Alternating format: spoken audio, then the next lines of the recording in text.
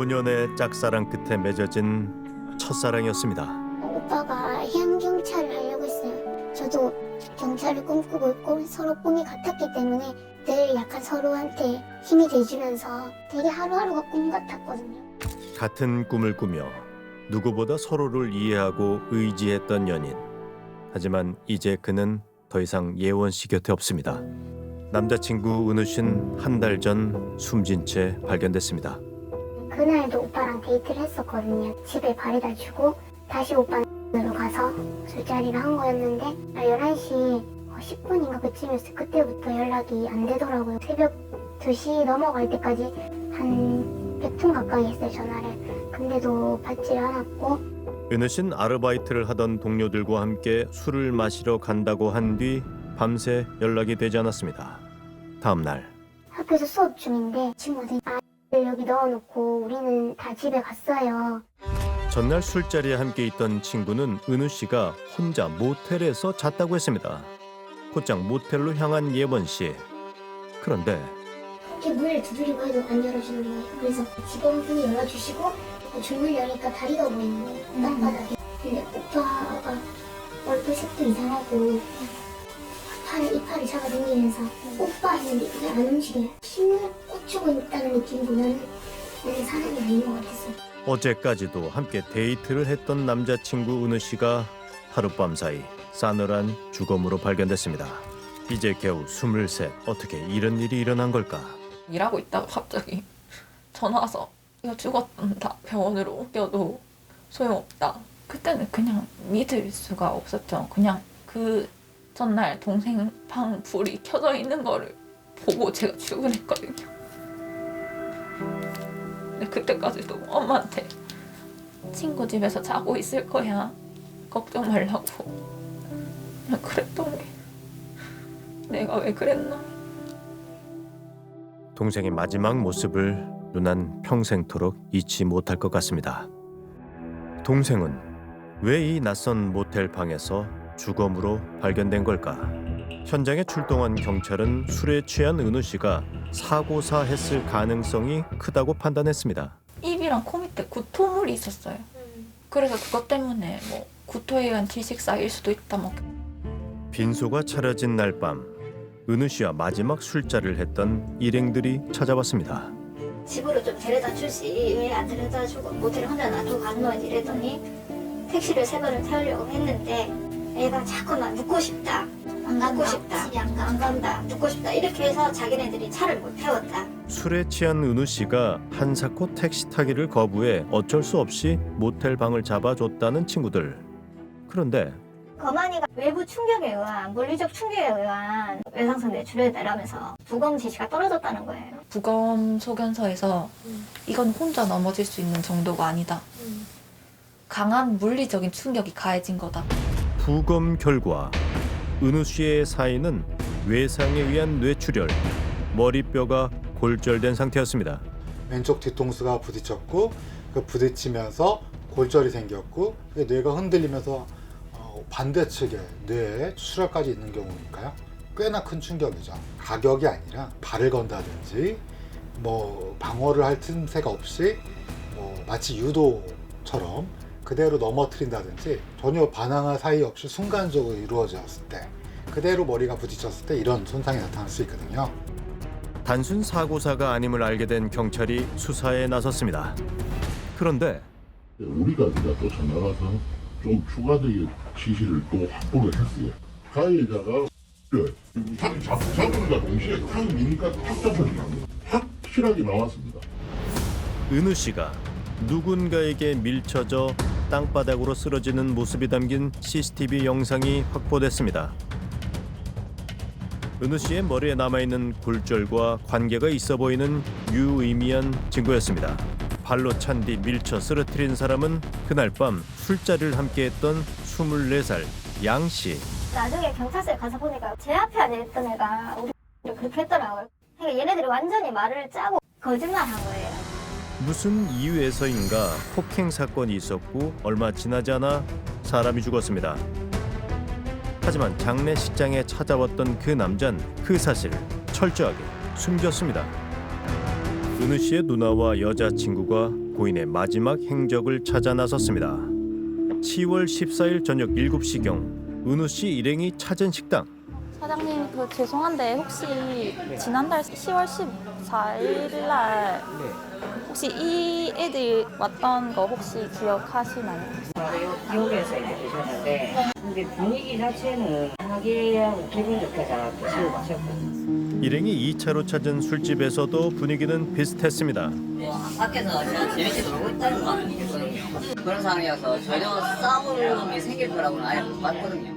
화기애애했던 분위기가 깨진 건 2시간 뒤. 뭐 저기 저쪽에서 약간 서성이고 있더라고요. 그 뒤에 왔던 손님이 둘이 오셨는데 누가 뭐 저기서 싸우다가 뭐 누가 바닥에 쓰러져 있다 이 얘기만 하더라고. 저기 저쪽 편에서. 손님들이 목격한 누군가와 싸우다 바닥에 쓰러져 있던 남자 은우 씨였습니다.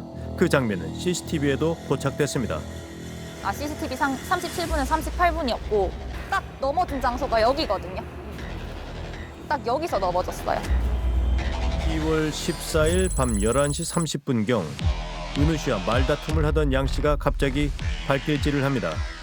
그러더니 도로 쪽으로 은우 씨를 밀기 시작한 양 씨. 은우 씨가 그의 손을 떼어내자 양 씨는 은우 씨의 멱살을 잡고 뒤로 밀쳤습니다. 목살 잡고 그냥 바로 이렇게 팍 꼽아버리고 이 주먹은 이렇게 올라와요.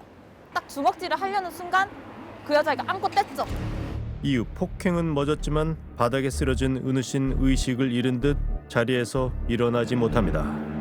그런데 여정이신데도 저끼리 의논을 하는지 왔다 갔다 해요. 그러다가 얘네들이 한 명은 다리 들고 한 명은 발 들고 한 명은 허리를 받치고 이래갖고 이동을 합니다. 그들은 축 늘어진 은우 씨의 팔다리를 나누어 들고 인근 모텔로 향했습니다. 그들은 모텔 방 안에서 25분을 머물다 은우 씨만 남겨둔 채 집으로 돌아갑니다. 그거는 사실 말이 안 되는 거죠. 바로 쓰러지고 그 뒤부터 애가 일어나지도 않고 모텔 방 안에 들어갔는데 일어나지도 않고 애 상태가 이상하다는 거는 그냥 진짜 초등학생도 알겠어요. 그 정도면. 거만이가 와서 사망 시간을 추적을 하는데 2시래요. 그러면 11시 40분에 애가 다쳤으면 그래도 어느 정도 손쓸 시간은 있었잖아요. 근데 119에 친구를 안 하고 모텔까지 들고 가서 살릴 수 있는 애를 죽였잖아요. 도대체 무슨 생각으로 그렇게 했는지 저는 진짜 용서를 할 수가 없어요. 머리뼈가 골절됐다는 부검 결과가 나왔을 때도 양 씨와 일행들은 그날의 사건을 숨겼습니다. 침대에서 저는 처음에 떨어져서 애가 떨어져서 머리를 다쳐서 혹시 또 그랬나 이랬거든요. 그래서 그것도 물어본 거예요. 우리한테 와서 지 혼자 넘어져서 그랬댔다. 그걸 믿었는데 결론은 그게 아니었잖아요. 경찰 조사에서도 은우 씨를 폭행한 적이 없다고 주장한 양 씨. 지금 가희가 얘가 처음에 안 밀었다 했거든. 근데 이제 CCTV가 나와 본 거야. 술이 취한 상태에서 저 목소리가 커지더라. 그래서 이제 다툼이 생겼다. 지 말은 그렇게 하고. CCTV 영상을 확인한 양 씨는 사건 당일 은우 씨와 작은 다툼이 있었고 그 과정에서 은우 씨를 밀친 사실이 있다고 인정합니다. 하지만 다쳤을 거라고는 상상을 못했다 이거지. 술이 취해서 그렇다. 그래서 재우려고 휴대폰을 보니까 잠겨져 있으니까 저끼리 의논해서 같이 들고 이렇게 갔다 이거지. 그 말은 모텔 방에 동생 넣어놓고 자기네들도 한 25분가량 있었어요. 여자친구는 그냥 12시 반에 계속 전화를 했어요. 자기네들이 폰을 들고 있었음에도 불구하고 또 안 받았어요. 그러니까 그냥 의도적으로 안 받은 것밖에 생각이 안 들죠. 그날 일행들이 119에 신고만 했어도 은우 씨는 사망하지 않았을지도 모릅니다. 양 씨와 일행들은 왜 은우 씨를 모텔 방에 방치했던 걸까? 4월달에 일하셨다는 분이 얘기도 좀 들을 수 있어요. 그러고 나서 아예 연락이 아예 안 됐는데 지금 연락이 안 되세요? 다 안 돼요 그냥. 사건 직후 양 씨의 여자친구를 포함한 동료 3명은 아르바이트를 그만뒀고 연락이 두절됐습니다. 처음에 좀 안 믿기더라고요. 그래가지고 이제 뭐 전화해서 물어보니까 그때 듣기로는 이제 술 너무 취해서 모텔에 놔두고 갔는데 다음날 이제 여기 아니다. 경찰은 폭행치사 혐의로 양 씨에 대한 구속영장 청구를 신청했지만 검찰은 2번이나 이를 반려합니다. 양 씨가 은우 씨를 밀쳐 넘어뜨린 것이 직접적인 사망 원인이라는 증거가 부족하다는 이유였습니다. 이분이 다친 상처가 머리뼈 골절에 동반된 뇌출혈이고 이마엽이나 측두엽에 자상이 있다라고 하면 경미한 손상은 절대 아니다. 그렇다면 징후가 있는 게 또는 증상이 있는 게 조금 더 당연한 게 아닌가. 그냥 이전에 있어갖고 뭐 즐겁게 술 마시는 정도의 이런 일은 좀 일어나기 좀 어렵지 않을까 판단이 듭니다. 확실한 건 은우 씨는 양 씨 일행과 술자리를 갖기 전까지 사체에 남은 흔적과 일치하는 징후가 없었고 이후 머리에 심각한 손상을 입은 채 방치돼 사망했다는 사실입니다. 평소 은우 씨가 많이 따랐다는 동료 강 씨. 그녀는 장례식장에 찾아와 눈물을 쏟았습니다. 그녀라면 그날의 진실을 말해주지 않을까.